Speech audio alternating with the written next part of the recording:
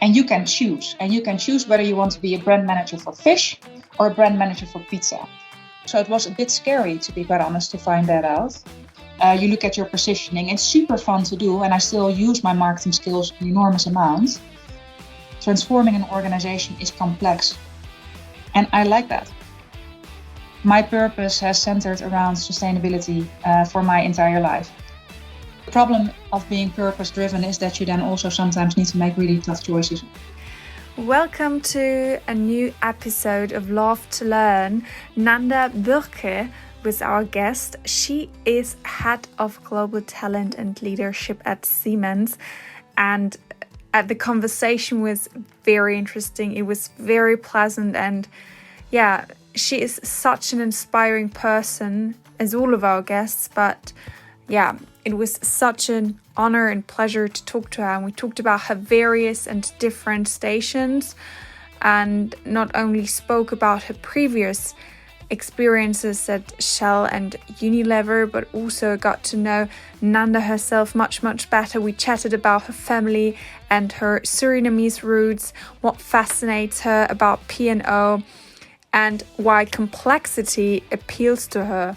And she mentioned an opportunity that has actually changed her life. And she also told us why she joined Siemens, why more than just a job position excites and motivates her, which topics are close to her heart, and much more. But you can find out everything else in this episode. Love to Learn. Have fun with it. Hi, everyone, and welcome to our podcast, Love to Learn, the podcast for everyone who loves learning. We talk about the learning journey of our guests, but also about the topics that they are interested in, that shaped them or inspired them. And guess what? Today's episode will be another English one. Lea from our events and communities team will be doing this interview together with me, as Leonie is on vacation right now. And I'm looking forward to another very exciting session. A warm welcome to Nanda Burke. She is global head of talent and leadership since August 23, so almost half a year. And it's so excited to have you with us. How are you?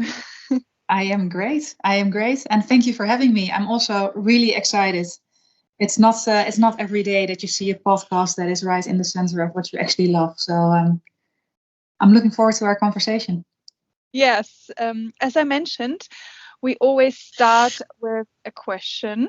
So I would like to ask you, Lea, what do you think? How many languages are there in the world?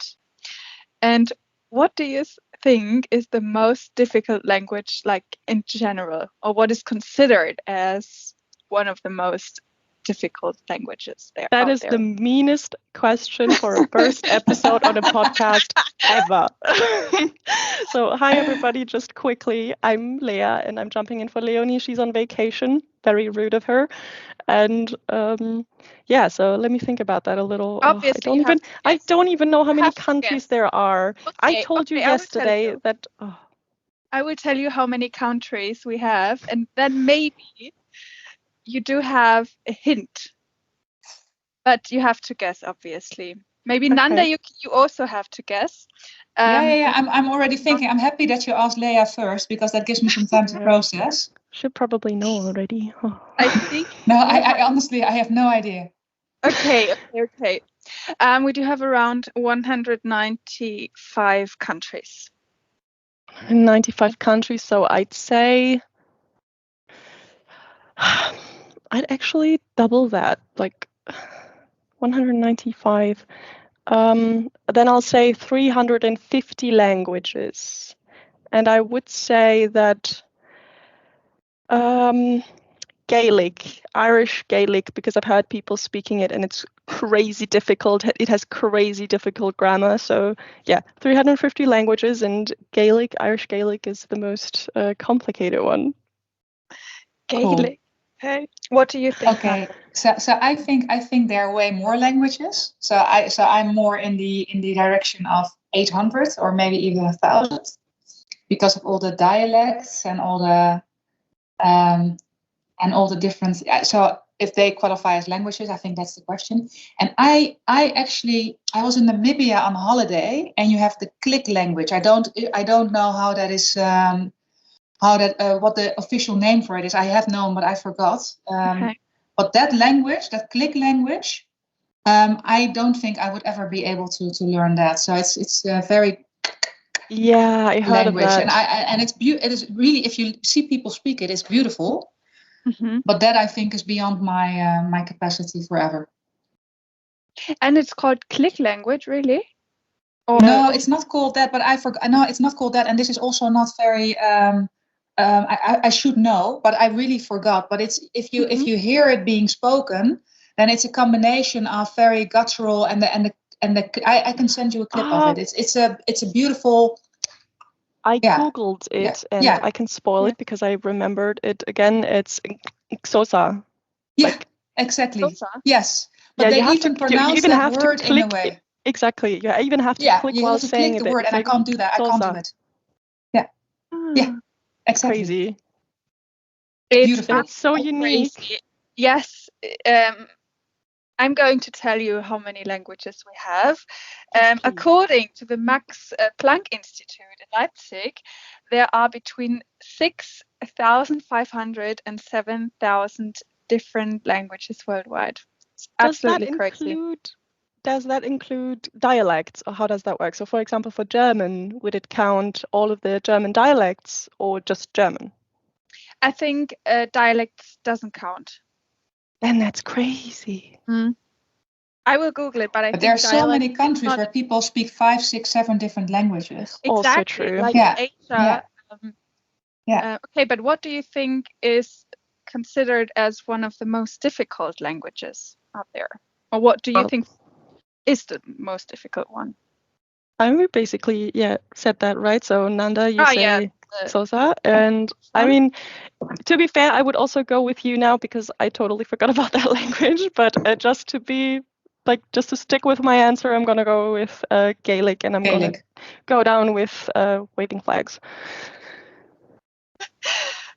Okay, so it's very hard to identify the most difficult language in the world because it's very subjective.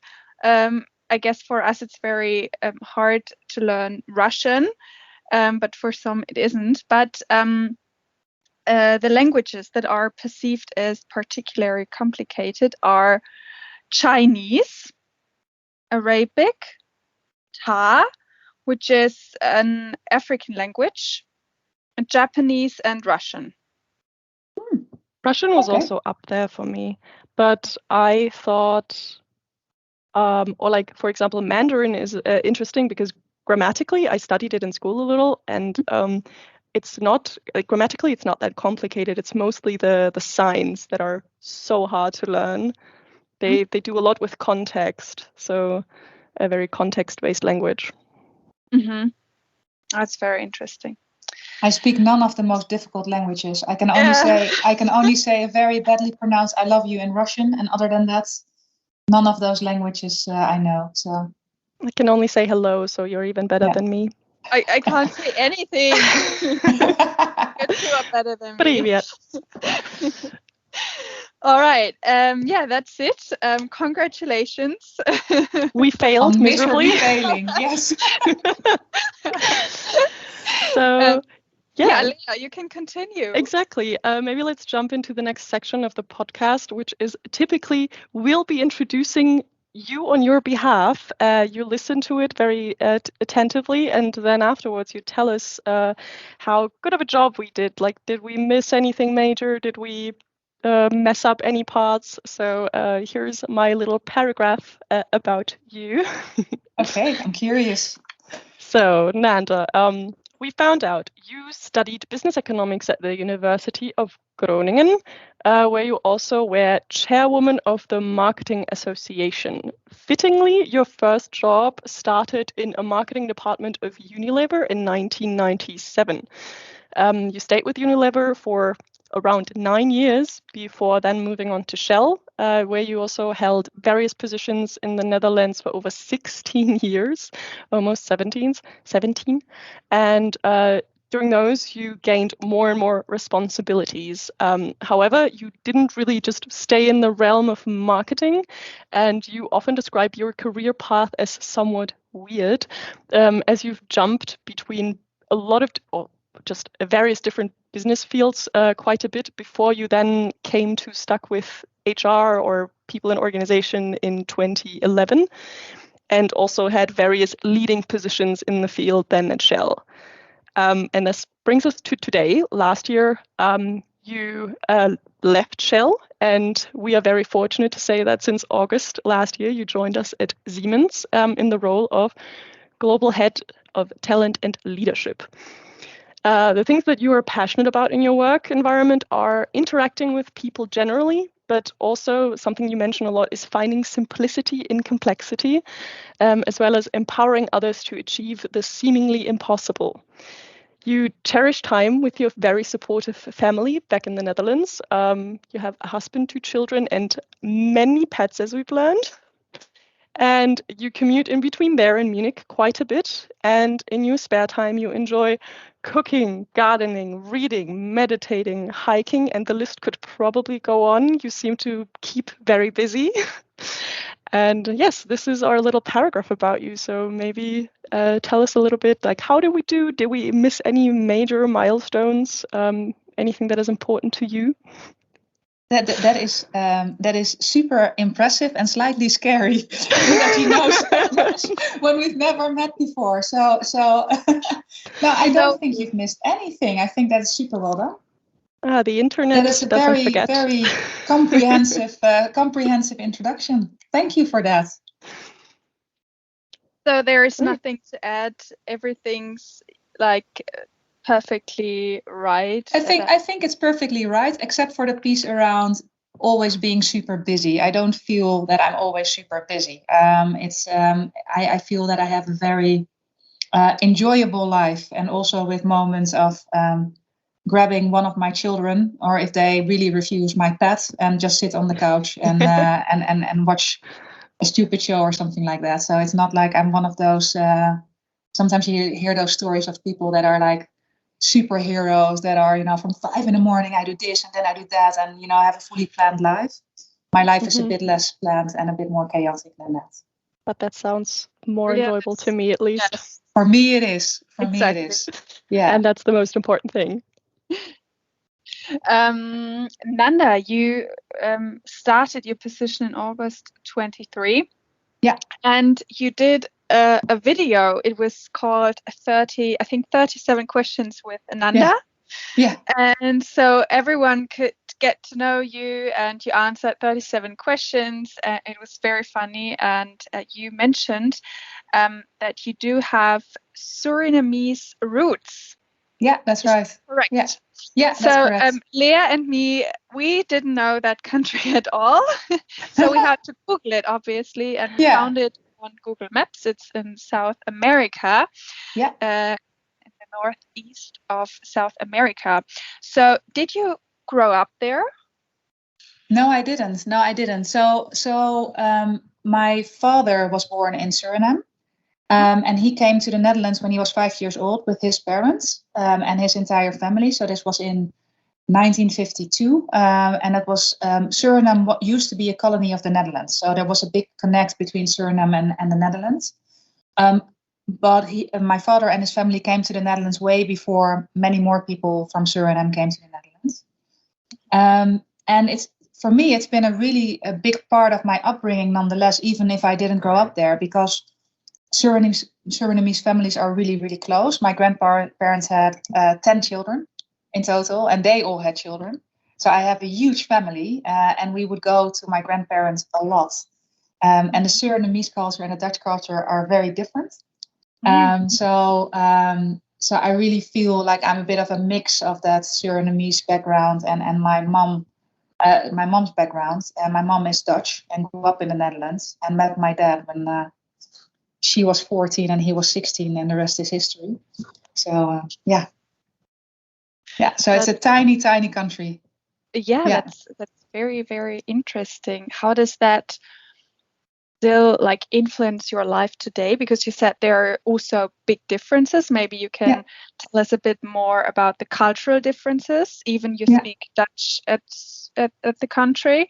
How does that even still influence you? Well, it's really interesting because I think I am of mixed race. So my dad is black, my mom is white, and I think those are in many families where that immigrate. And also in my family, my grandparents wanted my father to be as Dutch as he possibly could be, and to assimilate and to be as much part of that Dutch society as possible. But of course, he was black, and he was black in 1952, and that was, a moment in time in the Netherlands that, there weren't that many people that were of a different skin color.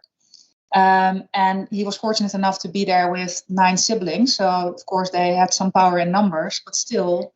It was very hard for them to really land. And even later on for me, when I was very, very small, there were experiences for me, being with my dad and, being called names or, discriminatory things. I was the only kid of color in my very, very posh school. Those types of experiences do something with you.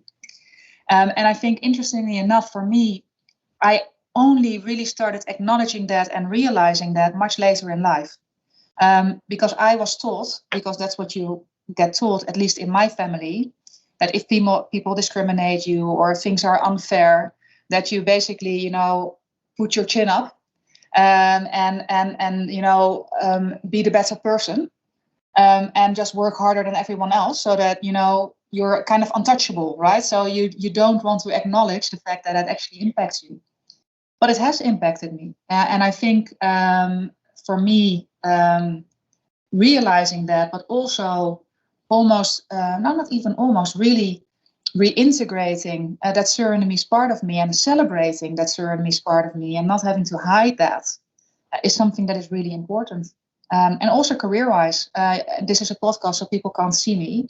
But I have a lot of curls on my head, and I've been told many times that it was not professional to wear my hair the way I wear it, and that I should actually, do something about that. And then there were terms used like, it's about statesmanship or stuff like that. But what it actually was about is that I didn't fit the norm of a very senior businesswoman in the Netherlands or in the US or in any large company.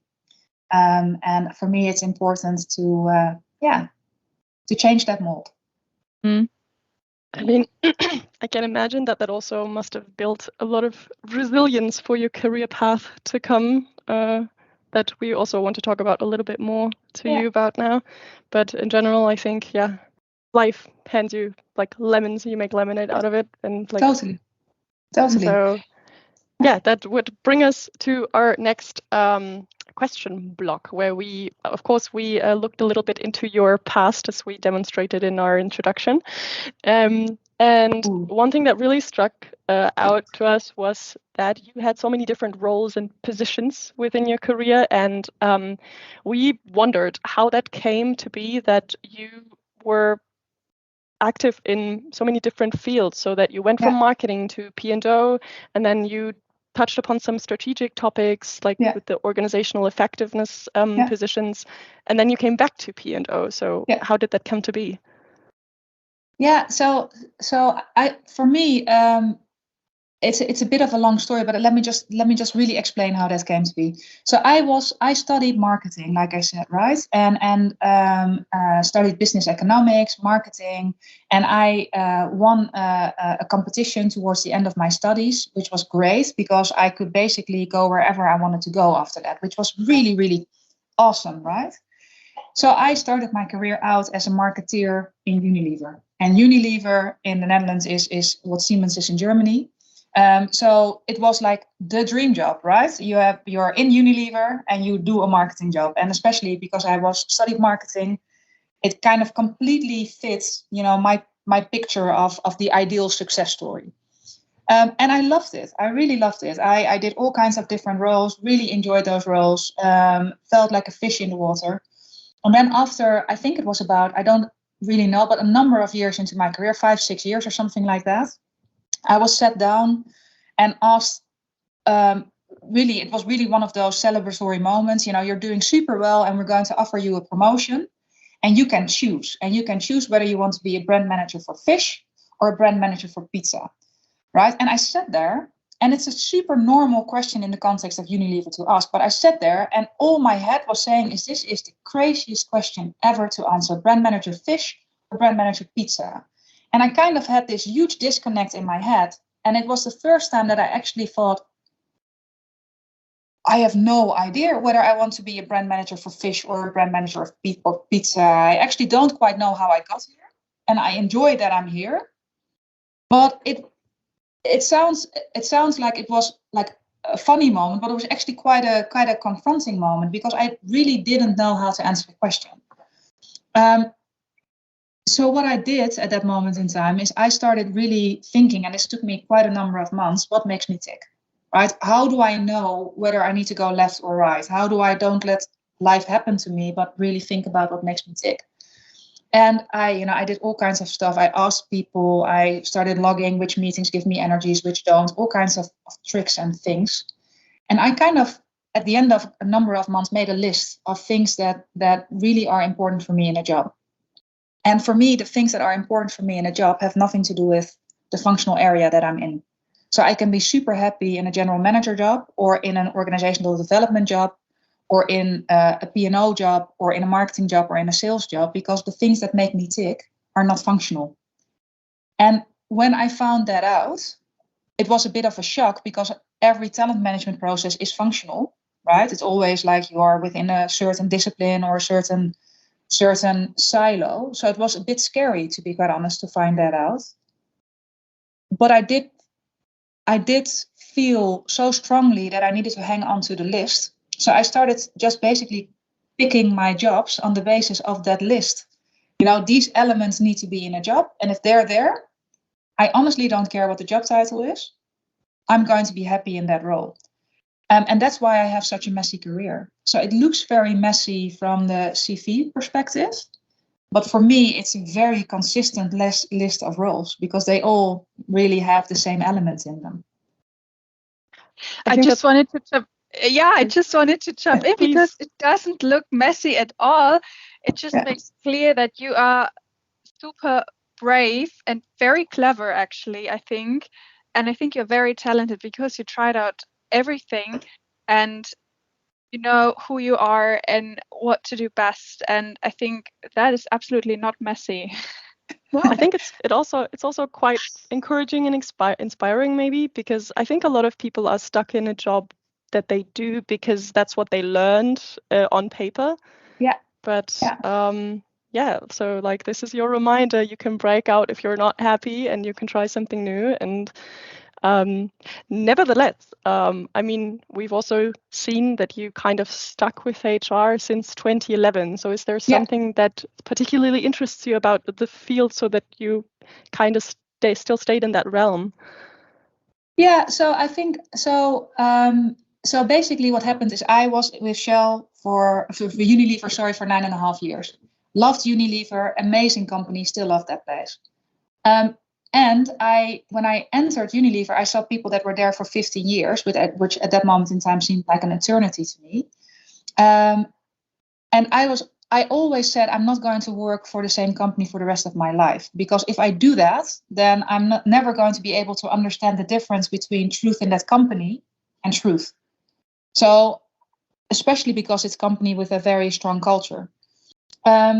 So my plan after 9.5 years, there were 2 reasons to leave. The first reason was that I just wanted to see other parts of other organizations. And the second thing had to do with I have a need for autonomy. I need to know that I have choice. And when I was in Unilever for about 9.5 years, you get, your share packages and you get, your stamp of approval and potential and all of those things that kind of start making you a bit scared of, I'm successful here. Will I ever be able to also move or be successful somewhere else. So there was something in me that needed to prove to myself that I was able to just leave all of that behind, because then I just knew that I had the freedom to do that, right? And I can't explain that better than I do now. And maybe it's also something that doesn't resonate for other people, but I felt like the risk of golden handcuffs, let me put it that way. So that was the reason to go to Shell. And I thought, my plan was, I'm going to go to Shell, see that experience, and then I'm going to go back to Unilever because I love Unilever. That was my plan. But then I went to Shell and I loved it even more. It's as simple as that. Shell was an amazing company. The complexity of Shell is something that I really, really enjoy. It's much more complex, and complexity is one of the 5 things on my list. And I love that level of very high complexity. And also it makes you very humble what the right choices are in the context of a company like that, also geopolitically. So I just love that challenge. So I came into Shell in organizational effectiveness, doing strategic projects. And I was then asked, what do you want? Do you want to go back into marketing? Or do you want to go into the P&O realm? Because organizational effectiveness was part of P&O in Shell. And I felt that marketing in Shell is a bit like engineering in Unilever. It's just not the core of the company. So that was a reason why I thought, okay, I'm not sure. And the second thing is, P&O as a profession is a profession that is, I'm trying to find the right words without offending people, but let me just say the words and then I hope that the intent is clear. I think as a profession, P&O is much more in movement still and much less mature and much less cemented than I experienced in marketing at that time. And I have been out of marketing for a long time, so I can't judge now. But I like the complexity of P&O. When you brand a product, right, whether you're successful or not is pretty clear. You look at your market share. You look at your positioning. It's super fun to do, and I still use my marketing skills in enormous amounts. But P&O is just difficult stuff. Transforming an organization is complex, and I like that. So that was the reason for me to kind of stay in this realm, because I think it's nice to be in a place where we haven't got it all figured out yet. That I like that. Yeah, it's an interesting approach. So that also probably means that if P&O is like finished, everything's clean and nice now, everything's working properly, that you might move on to new adventures. So, well, I do know of myself, and I also think you need to know your weaknesses, right? If you put me in a place that's functioning extremely well, I wouldn't do that with me, because I always look at something that needs fixing or something that I can make better, and that's not because I don't appreciate or respect what has been done, but for me it's always what's the next S-curve, or what is the next thing that we can work on, what's there to learn, right? Back to also what we're talking about today. So I am just not great in a role where it is about incremental change or when things are really in a good place. I would put someone else in that role. As I said, like, very interesting approach, and that opens up the question. So why did you come to Siemens? Is there major potential for you to fix things, or what was the incentive for you? It's not because there's major potential in Siemens to fix things, because I think Siemens is an amazing company. So it's not like I'm not coming here because I think Siemens is in one way or another broken or anything like that, because it really is not. It's an amazing company. And nor was Shell and nor was Unilever, by the way, also amazing companies. What I really love about Siemens, and what was my reason to leave Shell and to join Siemens, is the fact that where Siemens is going is very consistent with my purpose. My purpose has centered around sustainability for my entire life. And I, in the way I grew up, back to the immigrant background, if you want to impact society, you need to do that through business, hence business economics. Hated the study, but that was my reason to actually finish it. And then I really wanted to be for me, it's important to be in a place where I feel I can contribute to that agenda the best. And I think Siemens is uniquely placed to have a positive impact on our society. And I think that our society is in dire need of a positive impact. So I resonated very much with the purpose of Siemens and what we're trying to do in this company. And that for me was a really important reason to join. A second really important reason was the conversations I had with people.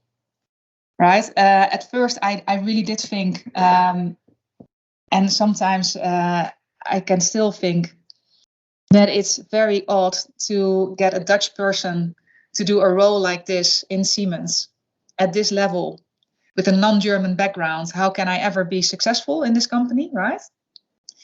So I really thought that I was trying to enter like a very, very closed kingdom, let me put it that way, until I started speaking with people. And when I started speaking with people, I just noticed an openness and a warmth and a care and a curiosity and a can-do attitude and an innovative mindset that made me feel, yeah, this is a place where I can really, thrive. So those were the two important reasons. Very, very interesting. Yeah. Do you want to? May I ask a question back or not? Or is that not Yes. not in the format of the podcast? Of course. Yeah. So why did you join Siemens? What was it for you guys? For me, it was actually the opportunity to grow, because with Siemens, you have such a huge potential of trying out so many things. Yeah. And they really support you if you want to do a training, if you want to do whatever, job shadowing. Yeah. You are free to just do experiments or try out new things, and that was immediately took me to say yes, I want to go to Completely got it. Yeah. Makes Yes. complete sense. And for you, Lea? I think for me, to put it into a bit of a context, I'm still a working student, currently studying my master's. And for me, the primary reason why I applied was the money. Yeah. Very honestly, Yeah. because it is one of the best pays you can get as a working student. But the reason I stayed was the flexibility and like the room for creativity. I learned so much new stuff. I've also only been with Siemens since June of last year. So and it's been a journey. I've learned so much in such a short time, which I will be able to use for the rest of my life, and that's very very valuable for me. Super. And I really love the fact that, for everyone there's different reasons to join, and I also think for everyone there will be different reasons to stay, right? Or to go, by the way. Yeah. Nice. Sorry, I didn't mean to interrupt your No, not at all. your flow. Feel free to ask any questions. I wanted to jump in and say that you had so many challenging positions, but yet you said careers aren't built on talent and hard work only, because there is a fair portion of luck and coincidence involved. You said that once in a LinkedIn article. And when would you say you have been exceptionally lucky, which shaped your career path greatly? Yeah. Thanks. And you really found everything. So I just first want to comment on the reason why I said that, because I really think that there is something, in my view, extremely dangerous about really thinking that you are getting into roles like mine, which are externally seen as successful roles, because you're so great. Right? If you start believing in your own myth, I think that is really, really dangerous. And I really don't. I'm super happy that I'm here. And it's also not that I also want to, thank myself for the fact that I worked really hard to get here. But I don't believe that I'm here because I'm better than many people that also would have aspired for this job. I really don't believe that. I have been lucky so many times in my career. I've had in Unilever very, very early on in my career, I had the then chairman of the Unilever Netherlands organization, and I did a project with him. And the way he he led me at that moment in time. Now, he would say things like, Nanda, if you and I always agree, then one of us is redundant. So tell me what you really think, right? So he gave me so much space to, to speak up, to not be intimidated by the fact that, this guy who had a job at that moment in time, which for me seemed completely out of reach. He gave me that level of confidence, right? And I've had many leaders that really gave me space. I've had people working with me and for me that were so bloody brilliant that they actually, that actually their light shone on me at that moment in time. So I've been really lucky many times in my career. There's also a portion of keeping your eyes open for luck. So you also have to be really receptive and see it and find it. But there is an absolute portion of luck. I've been lucky that I got the call for Siemens. That's luck. I think that right? that's very important to stress. And I think it's very, very unhealthy that a lot of people in high positions always stress their hustle culture. And if you haven't made it yet, you just haven't tried enough. And exactly. Exactly. And I love that you're putting out also this message of course, you have to be a little lucky. Yeah, for sure. And the other thing is, I also think, and that is another element of this, Madeleine Albright always says, there's a special place in hell for women who don't help other women, right? Which I really like, as I really like that. But apart from the D&I angle of this, I also think that there's an onus now on me to create luck for others, right? That is also a task of leadership, to try to actually find people that you can give a portion of luck to or a portion of light to. And to create the people that are going to be better than you. That's the job. Yeah, very, very interesting insights. You also drive topics such as learning and transition yourself, and you want to drive also a learner mindset. So we transform, that we learn, that we adapt with pace. And you also said Siemens has amazing potential to be a force for good. But what would you say? Where is still room for improvement at Siemens? I think that, as with every very large successful company, sometimes things that really are historical strengths, when your strategy changes or your business model changes or your context changes, bring also the risk of holding you back, right? So it's not like, we have to go from A to B. We have to realize that we are in a certain place, right? And we are, at this moment in time, fundamentally an organization that is really good in making innovative products or software. And we reason very much product out, right? So we make a product, we put it out in the market. And historically, our products have always almost sold themselves, right? And I'm not saying that we don't have great sales organizations, but you understand what I'm trying to say. And now, of course, we also want to make sure that we actually become much more integrative for our customers, that we actually have integrated solutions for our customers, or products like Roland defines them, repeatable solutions for recurring customer problems, right? That's where we want to go. Now, and that requires that we are also able to integrate across our organization very well. And we're not a very integrated organization at this moment in time. We are quite siloed. Working in silos is an organizational condition wherein a team or group of teams insulates itself from other teams or the entire organization. The practice can involve hiding information, not collaborating well, or simply doing work misaligned with company goals. And that siloing is very deep in all parts of Siemens, right? And I think one of the markers for that is that we have over 150 CEOs, right? Whereas many large companies have one CEO. It's just a marker, right? I'm not saying that, that in itself is an issue, but you see the pattern of what I'm trying to describe. So I think what Siemens can do better, whilst we also need to hang on to many of our strengths, is to really make more value for our customers of the fact that we have an integrated offering. And that means that we also need to make sure that we work with each other in a better way. And it doesn't go only for Siemens as a whole. I even see it in my own organization in talent, learning, and leadership. Right, I have a number of different departments, DE&I, a number of different departments, and everyone likes each other. But the really working across those boundaries between us, right? I mean, you are in learning in the IFA, one part of Siemens, right? I'm in learning globally. DIFA is the business unit Digital Industries Factory Automation.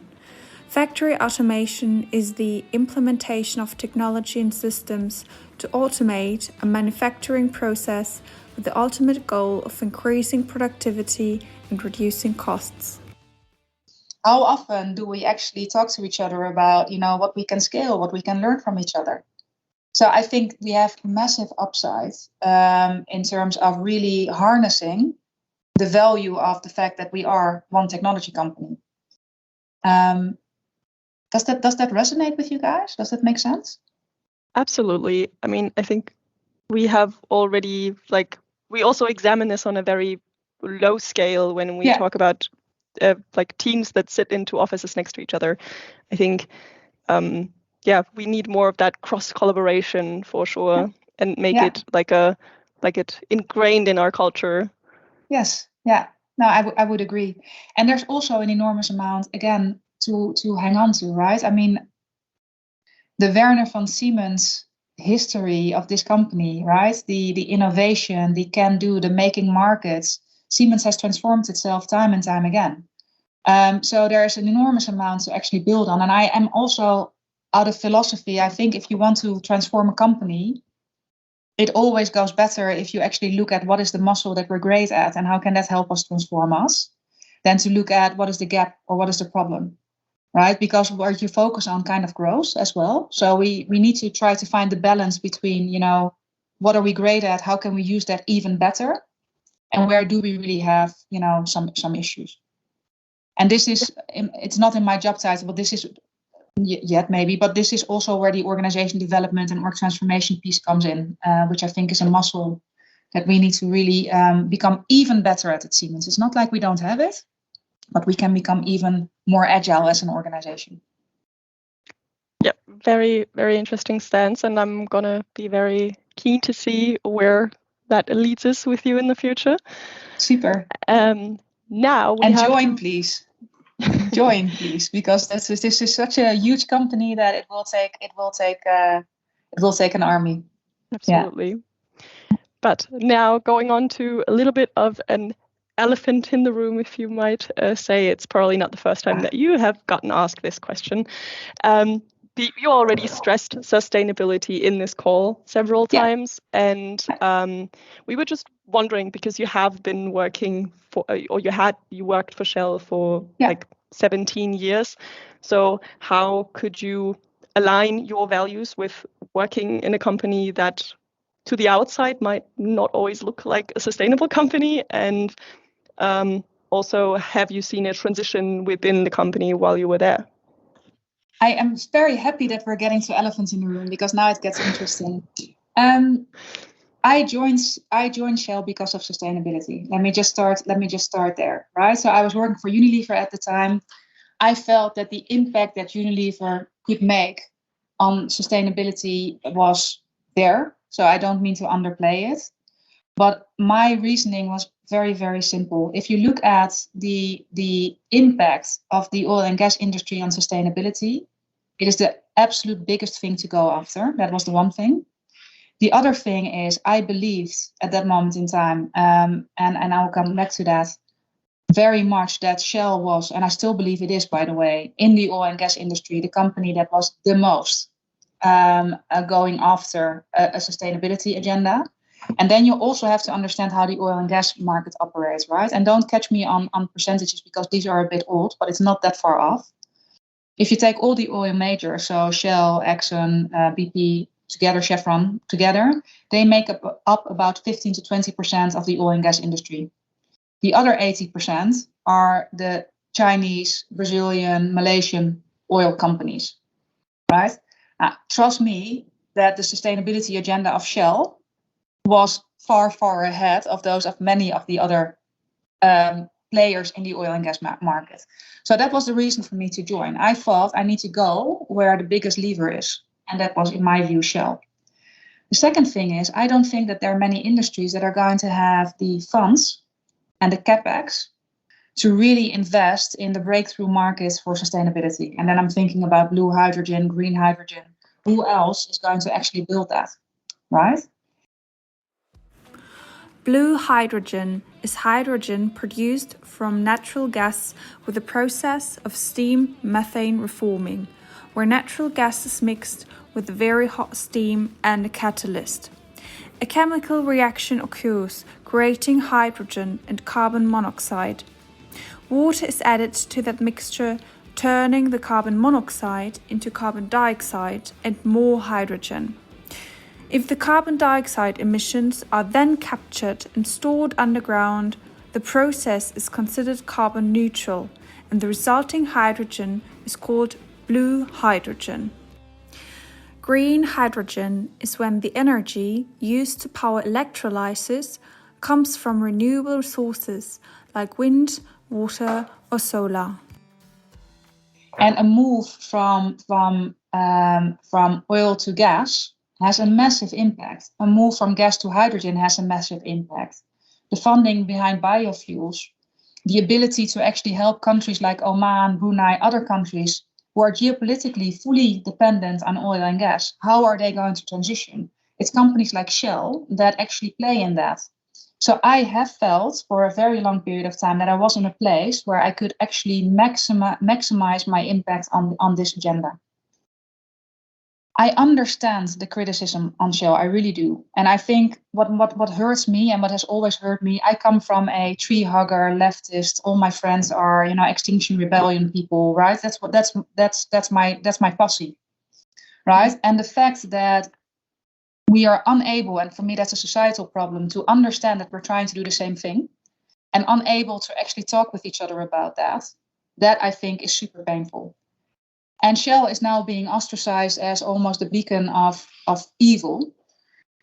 And in part, I understand it. I'm not saying that it's unfair, right? That's not what I'm saying, but it is extremely unfortunate. Now, why did I leave Shell?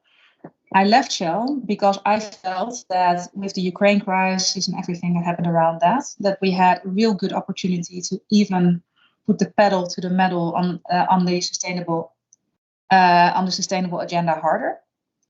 And we didn't. And at that moment in time, I felt, okay, now I'm getting to a point that it really clashes with my purpose. And that was super difficult. I had just built the absolute bestest team I've ever had. I was in my dream role. I loved the role that I was doing. It was the absolute most fabulous role. I loved the people that I was working with, our CEO, the rest of the team. So to leave Shell was, I found it heartbreaking. But the problem of being purpose driven is that you then also sometimes need to make really tough choices on the back of that purpose. And that was the reason why I left. Yeah, I think it's very important. And thanks to you that you addressed this topic. And I think we could discuss it for a long time, but time is slowly running out. So we want to ask you just the last question before we come to our final sections. So you are here in Germany for about 6-7 months now. Yeah.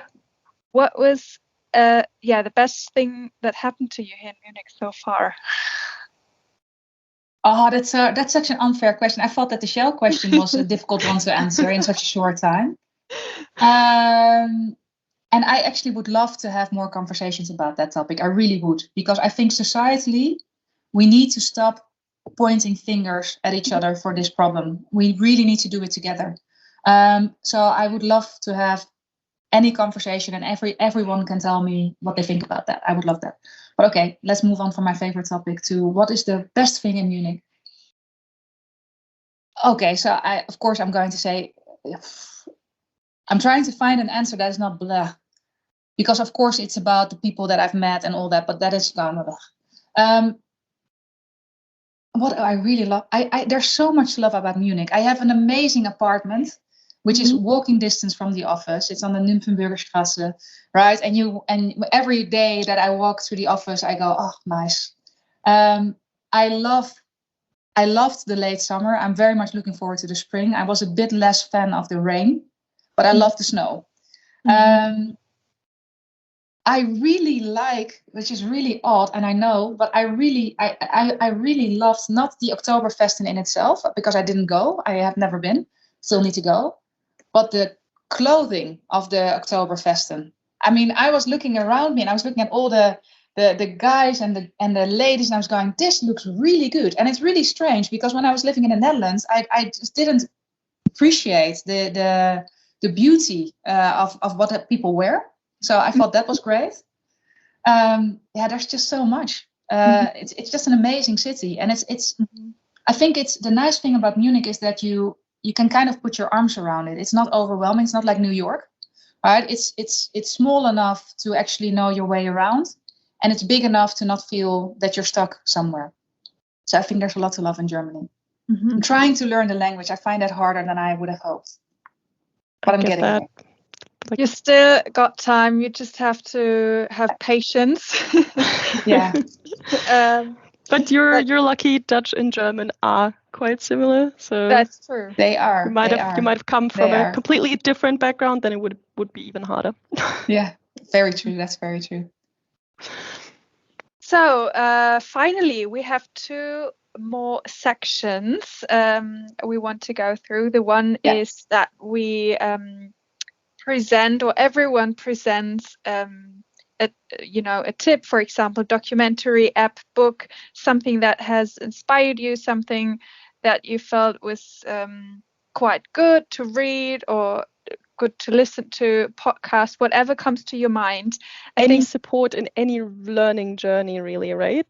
Okay. Exactly. Okay. Anything that comes to your mind. I think Lea and me, we will start, and then you can continue with your tip of the day. Tip of the day. Very good. Okay. Lea. Okay, then I'll start. So for me, it was a bit difficult because I didn't know what was already suggested in the 100 episodes before. So yeah, my tip, which I use a lot, especially in my uni life, it's called the Pomodoro method. I don't know if, I already see nodding. Very good. It's something that I use basically on a daily basis. I wrote my bachelor thesis with it. So for anyone who doesn't know, it's a method where you have 25 minutes of focus time, then 5 minutes of a break, then again 25 minutes. You do that for 4 times, so you have 4 focus sessions, and then you do a long break of half an hour. And I, for example, use an app for that that's called Focus Keeper. That basically does everything automatically for you. It has a little alarm bell and everything. And in the end, it shows you how much you've learned throughout the day. Because for a lot of projects, as my bachelor thesis, you often don't really see progress on paper. And that way, for example, it's also very motivating for me to see, hey, you learned, you studied for 6 hours, like you didn't do nothing. So give yourself some praise. I completely recognize it because my son is using it as well. Both my sons, and I think it's a really good method. Yeah. Very good. Yes. Second that one. Same. Yeah. I have to try it. You should. To keep track of my timing and not being on my phone during my breaks, and being there for 3 hours, and then I'm wondering where time went. So that's a very good app. Is it free, or it is free? Pay yes. for it? Okay. So I'm next. I'm going to recommend a book, and I think everyone in Germany knows the book already. It's called Jetzt by Eckhart Tolle. You know that, Nanda?